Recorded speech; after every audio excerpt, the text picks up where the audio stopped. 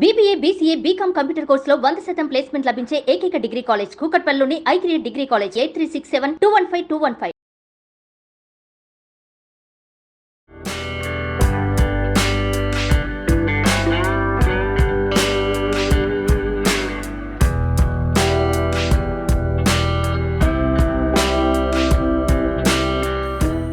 నమస్కారం. మనం రకరకాల రోటి పచ్చళ్ళు చేసుకుంటున్నామండి. ఇవాళ కరివేపాకు తోటి ఏమైనా చేద్దాం. మామూలుగా కూరలో కరివేపాకు అంటారు. కూరలో కరివేపాకు అంటే తీసి పక్కన పారేయచ్చు, వాసన వచ్చాకంటే ఉపయోగపడ్డాక తీసి పక్కన పారేయచ్చు అనే దానికోసమే కూరలో కరివేపాకు అంటాం. కానీ కరివేపాకు అంత తీసి పారేయకూడదండి. దీన్ని తినేస్తేనే మంచిది. ఇది జుట్టుకి చాలా మంచిది, హెయిర్ పెరుగుతుంది. తర్వాత కొంచెం స్కిన్ టోను డార్క్ అవుతుందని ఒక నమ్మకం, పెద్దవాళ్ళు చెప్తారు ఆ మాట. అయితే అవుతుంది.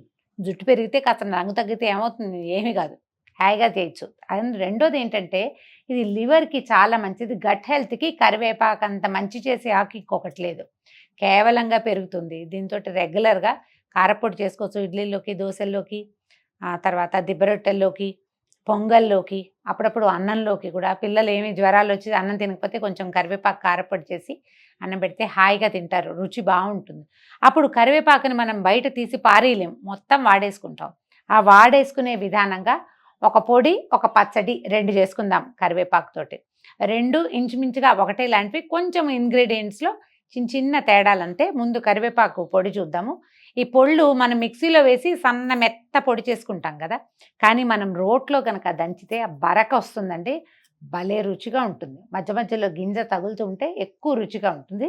వెల్లుల్లిపాయలు నేను వేయట్లేదండి, కావాలంటే మీరు వేసుకోండి. కరివేపాకు తాలూకు సహజమైన సువాసనని వెల్లుల్లిపాయ లాగేస్తుంది, నేను అందుకని ఇందులో వాడను. కావాలంటే చేసుకోవచ్చు, మన ఇష్టం. చూద్దామా? ఓకే, స్టవ్ వెలిగిద్దాము. ఏదైనా ఒక మూకుడు పెట్టుకోండి. ఒక స్పూన్ నూనె వేద్దామండి, అంతకంటే ఎక్కువ అక్కర్లేదు.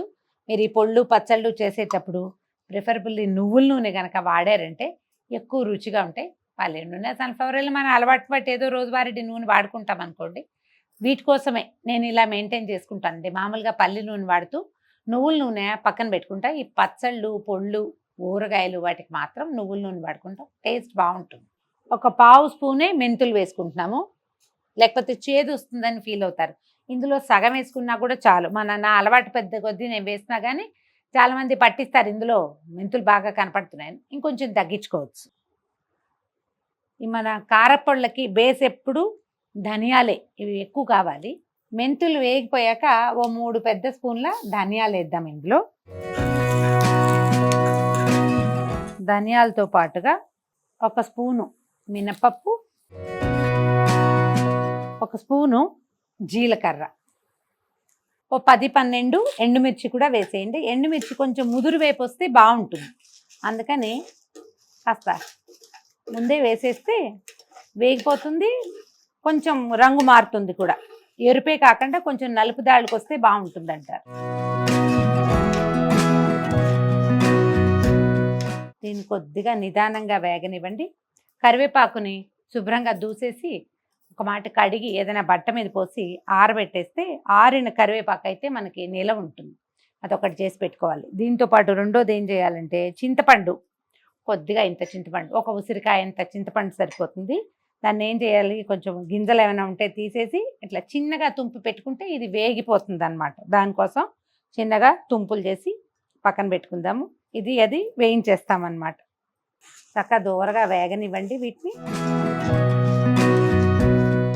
ఒక చిటికెడు ఇంగువ కూడా వేసుకోండి. మీరు వెల్లుల్లిపాయలు వేసుకోదలిస్తే ఇది మిరపకాయలు వేగగానే వెల్లుల్లిపాయలు వేసేసుకోవచ్చు.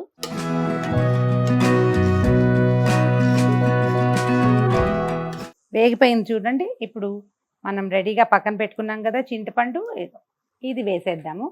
చింతపండు ఆటోమేటిక్గా వేగిపోతుందండి, అంత కంగారు ఏం లేదు. వేడికి అది డ్రై అయిపోతుంది. తర్వాత మనం కడిగి ఆరబెట్టి పెట్టుకున్న కరివేపాకు ఇందులో వేసేద్దాం. కొంచెం వేగనిస్తేనే ఇది బాగుంటుంది. దీనికి ఏంటి కొలత ఉందా అలా అడుగుతాం కదా, కొంచెం సిమ్లో పెట్టి ఈ కరివేపాకు చిటపట అంటుంది కదా, చిటపటలాడినిచ్చి వేగనివ్వండి. ఒక నిమిషంలో డ్రై అయిపోతుంది. డ్రై అయ్యాక తీసి పక్కన పెట్టుకుని చల్లారాక దంచేసుకోవటమే. సరిపడా ఉప్పు వేసుకోవటం, కొంచెం పసుపు వేసుకుని దంచేసేయాలి. దీన్ని వేగనివ్వండి. మైక్రోవేవ్ ఉంటే కనుక అలాంటివి చేయొచ్చండి. మైక్రోవేవ్లో కూడా మనం ఈ కరివేపాకుని డ్రై చేసేస్తే గ్రీన్ కలర్ రిటైన్ అయ్యి ఉంటుంది. ఇవాళ రేపు చాలామంది ఈ మెథడ్ ఫాలో అవుతున్నారు. అందులో పెట్టేసామనుకోండి మొత్తం డ్రైగా అయిపోతుంది. దాన్ని వేసి ఒకసారి ఈ నూనెలో పొర్లించడము, తర్వాత దంచుకోవటము. కలర్ చాలా అందంగా ఉంటుందండి. మీ చాయిస్ అయితేనే, మీకు చాయిస్ లేకపోతే చెయ్యొద్దు. నా చాయిస్ కూడా కాదండి, అందుకే నేను మైక్రోలు చెయ్యను, చెప్తున్నాను అంతే ఐడియా. మనం వేయించేసరికి ఒక రవ్వ రంగు మారిపోతుంది. ఇది ఒక పళ్ళెంలో తీసి పెట్టుకుని చల్లారి పెట్టుకుందాము. అంతా వేగిన చూడండి, ఆకులన్నీ డ్రైగా అయిపోయినాయి. ఏదైనా ఒక వేరే పాత్రలోకి తీసి కొంచెం చల్లారాక తాపిగా మనం పని అయ్యాక గ్రైండ్ చేసుకోవచ్చు. ఇవి ఎంత డ్రైగా వేపుకుంటే మనకి పొడి అంత బాగా వస్తుంది. పక్కకు తీసి చల్లారి పెట్టేసేయండి. కొద్ది కొద్దిగా వేసి దంచేసుకుందాము.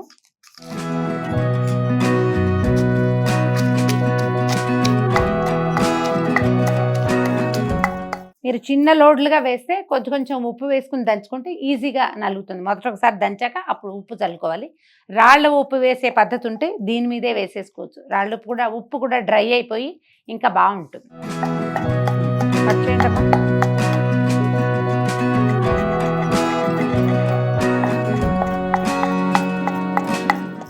మంచి కరివేపాకు వాసన, ధనియాల వాసన వస్తుంది. మీకు కరివేపాకు వాసన కాదు, మాకు వెల్లుల్లి వాసన ఉంటే కానీ తినలేము అనుకుంటే దంచేటప్పుడు కూడా 4 గర్భాలు వేసుకోవచ్చండి. వేయించేటప్పుడైనా దంచేటప్పుడైనా మీదే చాయిస్. జనరల్గా మేమైతే ఇలాగే చేసుకుంటాము. అది కొంచెం తక్కువ. వెల్లుల్లిపాయ కారపొడి విడిగా చేసుకోవచ్చు, దాంట్లో వేసుకుంటాం. 1 మినపబద్దలు ఉండిపోతాయి మనం దంచేటప్పుడు. బాగుంటుంది, కరకరలాడుతూ రుచిగా ఉంటుంది.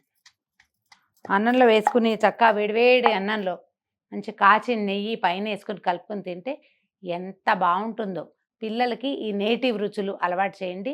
మీరు కూడా ట్రై చేయండి. జ్వరం వచ్చి తగ్గాక చాలా మంచి రుచి, చాలా హాయిగా ఉంటుంది, పొట్టకు కూడా మంచిది. ట్రై చేసి చూడండి. మీరు ఇంకా కొంచెం ఆయిలీగా జిడ్డుగా కావాలంటే వేయించేటప్పుడు మరి కాస్త నూనె వేసుకోవచ్చు. తక్కువ నూనె వేస్తే ఎక్కువ రోజులు వాసన బాగుంటుంది. నూనె ఎక్కువ వేసిన కొంతకి ఏంటంటే కొద్దిగా నిలవ ఉందనుకోండి, అప్పుడు పాత వాసన వస్తుంది. దీనికి కొలతలు ఉండవండి, ఇవి అందాజుగా చేసే పనులే.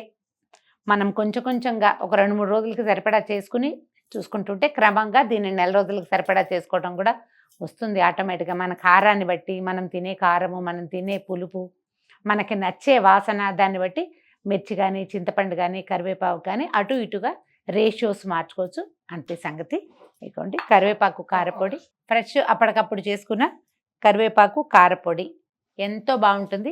పచ్చడి కూడా చేసుకుందాం, దాని రుచి కూడా చూద్దాం.